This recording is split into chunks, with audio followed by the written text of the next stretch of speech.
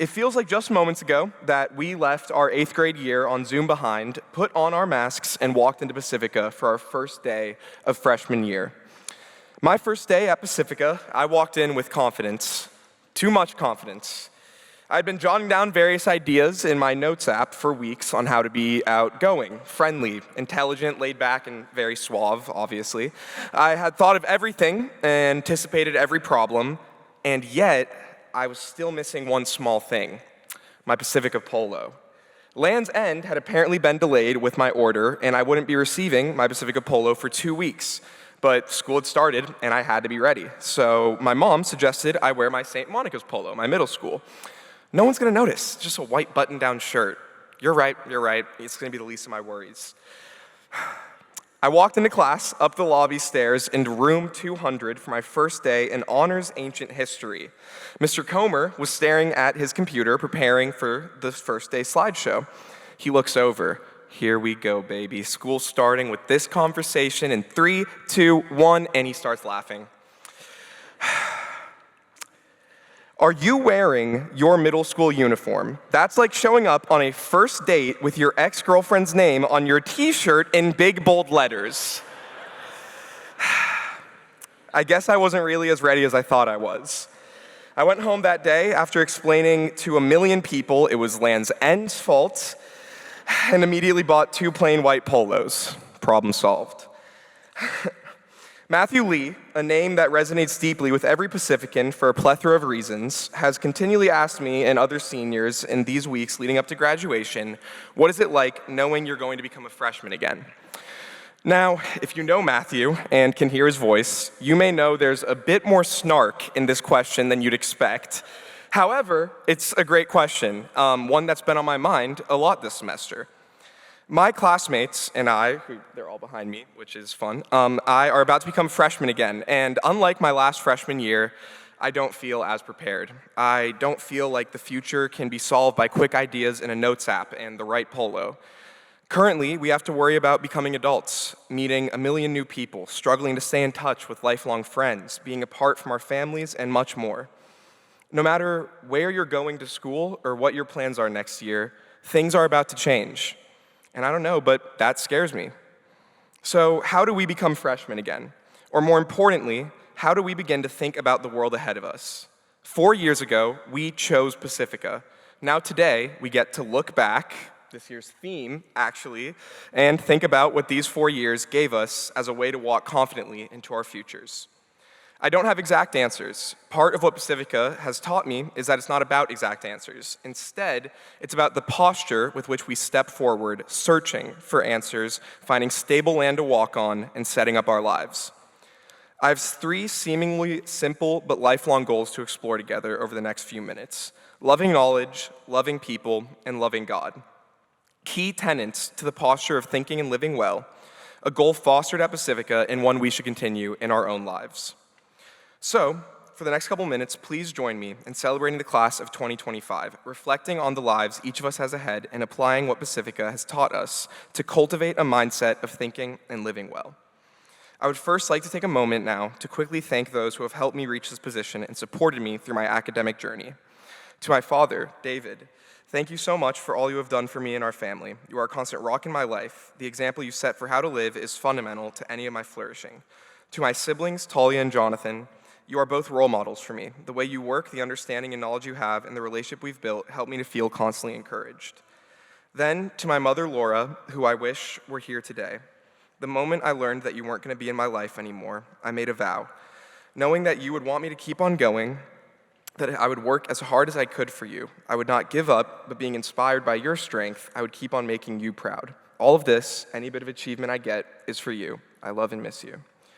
Finally, to all the friends, faculty, and classmates who have been beside me these past 4 years through some amazing and some very difficult times, thank you.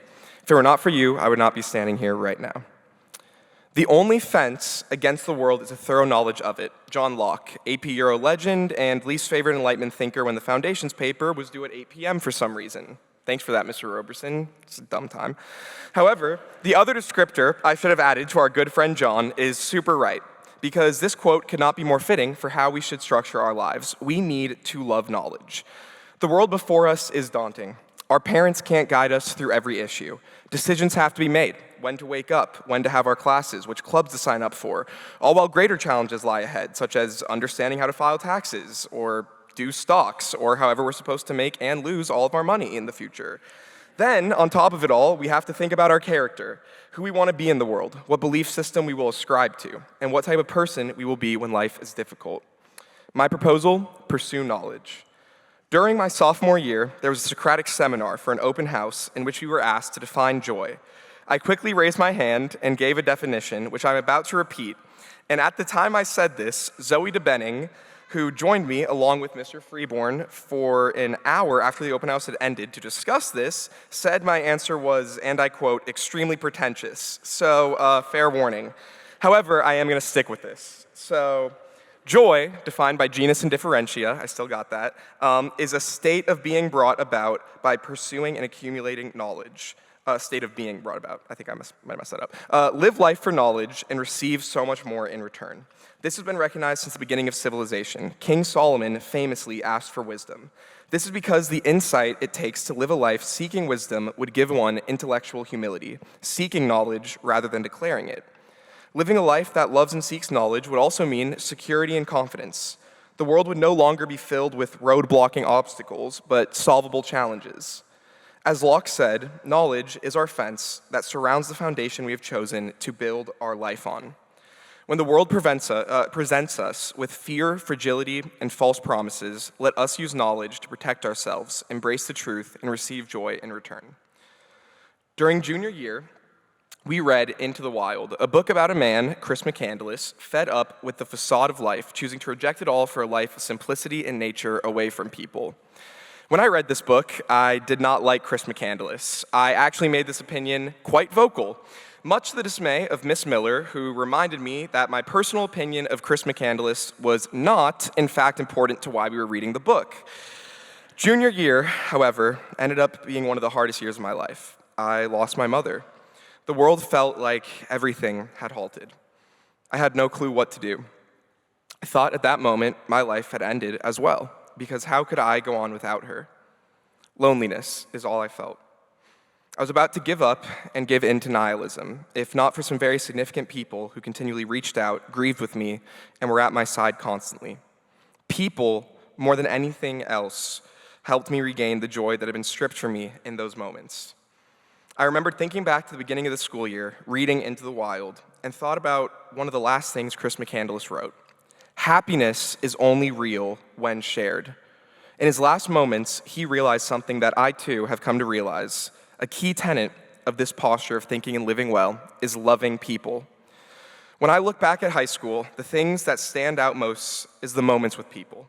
Not the specific tests, lectures, meetings, so on, but moments like panicking with Elise over the next day's ancient history quiz, where we had to spell and memorize some ancient Aztec word, I kid you not, like Tloccoschlitli, or when Drew, Luke, Nick Michalopoulos, and I would get placed in an AP Euro morning group quiz, and Drew would somehow help us pass by getting the most obscure piece of knowledge out of thin air, or the notorious Mr. Reamer's A-Push class, in which myself and a handful of other students banded together to rise to the challenge of passing his treacherous curriculum. It was really bad.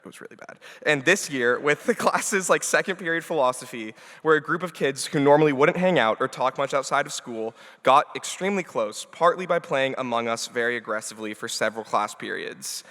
It's true. People are what made Pacifica so memorable for me, and whenever I look back, each experience will be rooted in the several people who made it. When considering how to approach life, I think it's helpful to reflect on this Maya Angelou quote.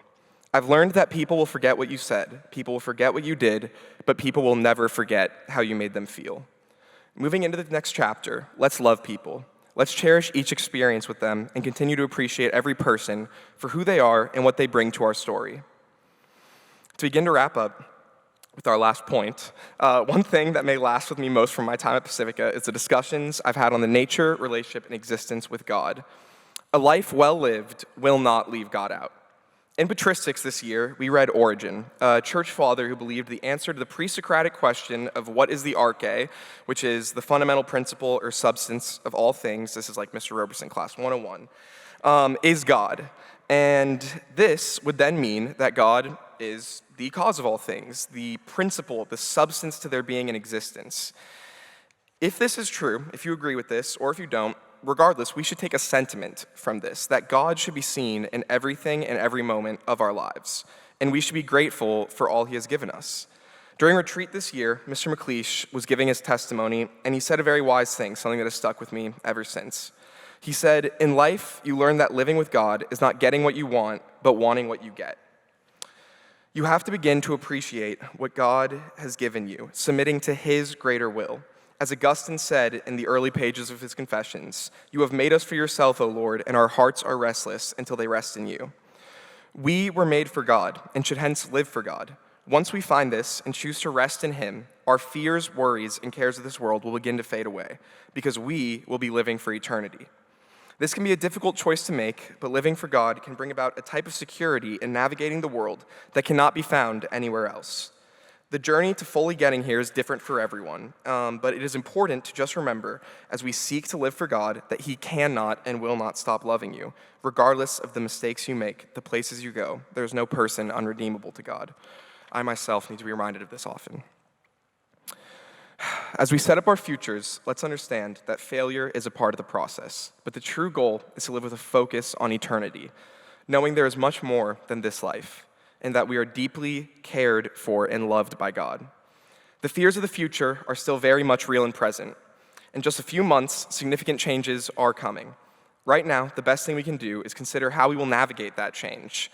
There are many ways to do so, and many people to talk to for advice. But I hope that as you go forward contemplating what lies ahead, that you will consider what I've said here today and be intentional with how we step forward. To end this speech, I would like to take a moment to cherish Pacifica, to cherish this class, the teachers who have already imparted knowledge to us, and more importantly, taught us how to think and pursue knowledge in our personal endeavors. To one of Pacifica's best classes, one filled with a lot of achievement and success, bright futures ahead, and amazing people. You have all made these 4 years at Pacifica memorable, and I can't even begin to fathom in 10 years where everyone will be. We've already accomplished so much. Let's take today to celebrate that. We can think about the future, how to go forward loving knowledge, loving people, and loving God. But for today, let's pause briefly and take it all in. We've earned this. So please join me in saying congratulations to the class of 2025.